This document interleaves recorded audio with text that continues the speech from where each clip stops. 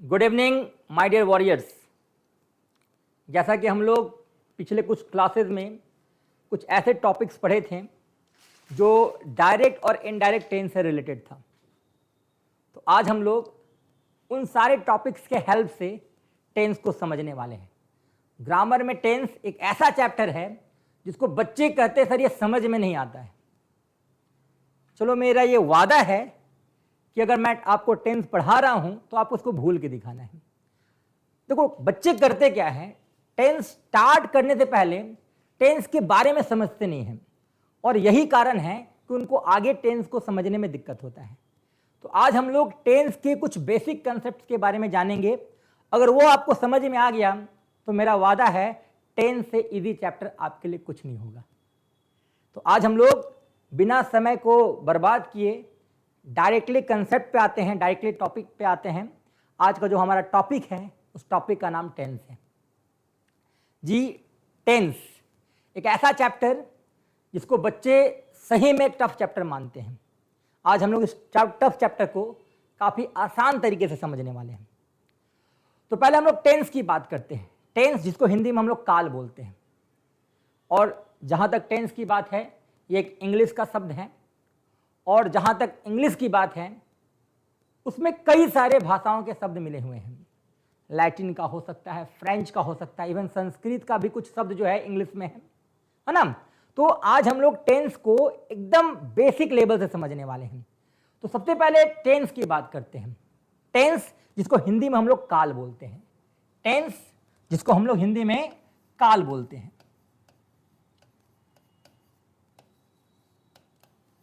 काल, अब नाम सुनते हैं डर लग रहा होगा, है ना।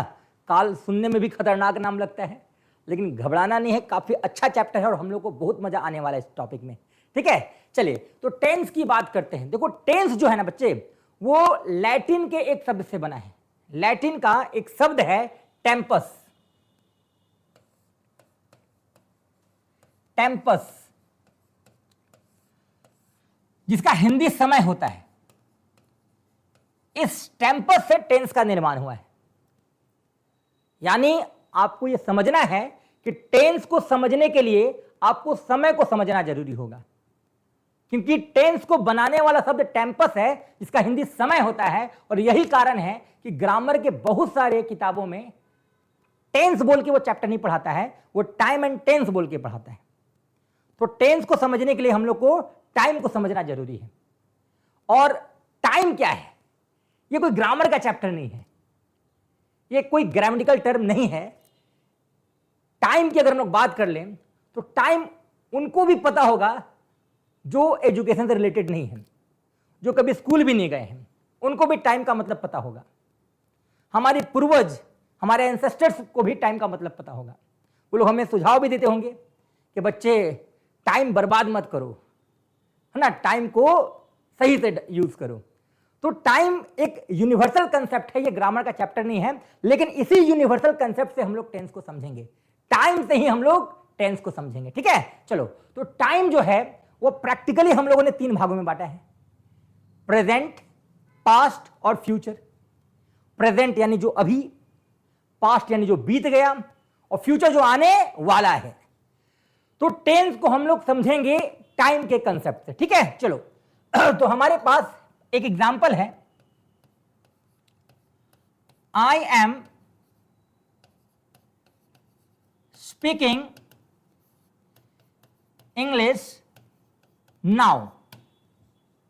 I am speaking English now यानी मैं अभी अंग्रेजी बोल रहा हूं। अभी दैट इज प्रेजेंट, यानी ये जो सेंटेंस है ये किसका है? प्रेजेंट का है। I am speaking English now, ये जो है सेंटेंस, ये किसका है? प्रेजेंट का है। चलो हम लोग दूसरा एग्जांपल लेते हैं। आई स्पॉक, स्पीक का भी too, English yesterday. I spoke English yesterday. Yesterday that is बीता हुआ, पास्ट। और अगर हम लोग तीसरा एग्जांपल लें, आई shall speak English on Monday. ये तो मैंने आप लोगों को पिछले क्लास में भी बताया था कि जब भी दिन की बात होगी हम लोगों को प्रीपोजिशन ऑन लगाना है ना। चलिए, तो I shall speak English on Monday. Monday यानी आने वाला, मैं सोमवार को अंग्रेजी पढ़ाऊंगा, यानी फ्यूचर की बात हो रही है। तो सी, हमारे पास 3 एग्जांपल्स हैं, प्रेजेंट का, पास्ट का और फ्यूचर का। वी हैव 3 एग्जांपल्स, प्रेजेंट का, पास्ट का और फ्यूचर का। आप लोग ध्यान दो, मैंने प्रेजेंट के सेंटेंस में सब्जेक्ट आई लिया, पास्ट में भी मैंने आई ही लिया और फ्यूचर में भी आई ही है। यानी समय का असर सब्जेक्ट पे नहीं होता है, बिल्कुल नहीं होता है।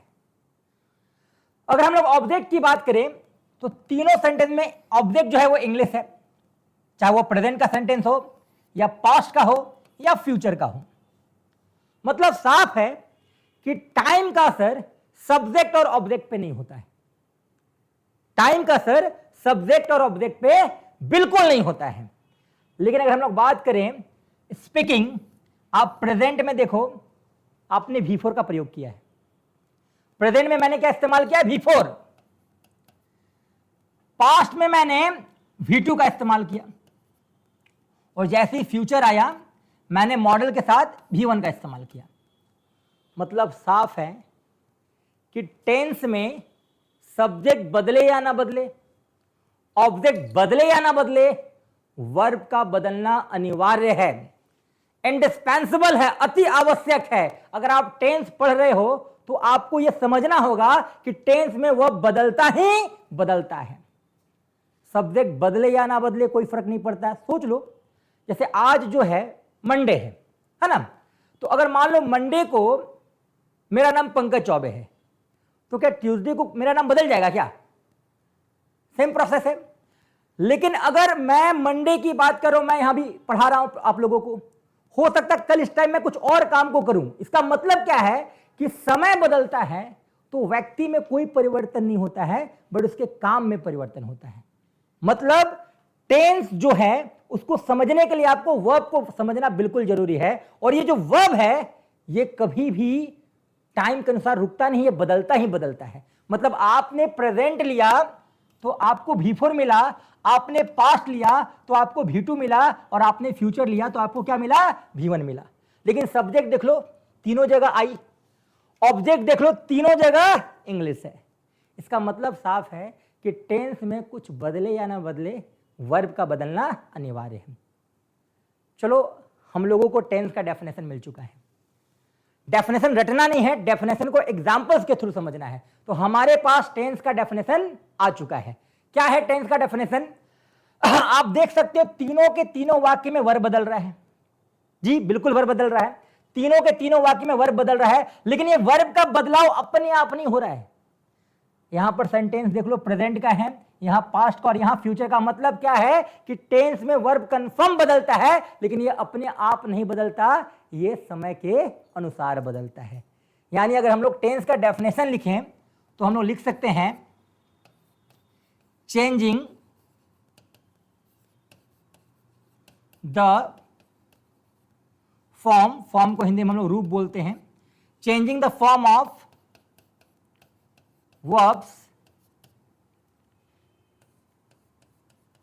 according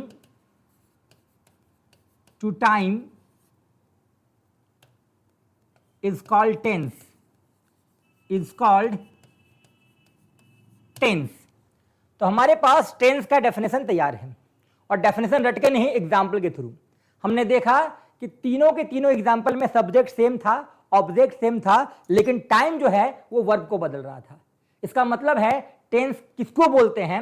एक ऐसा कंसेप्ट जहां वर्ब के रूप में बदलाव हो, एक ऐसा कंसेप्ट जहां वर्ब बदल जाए, लेकिन यह बदलाव अपने आप नहीं हो, यह बदलाव समय के अनुसार हो।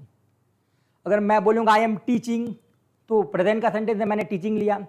आई एम गोइंग, अगेन मैंने गोइंग लिया।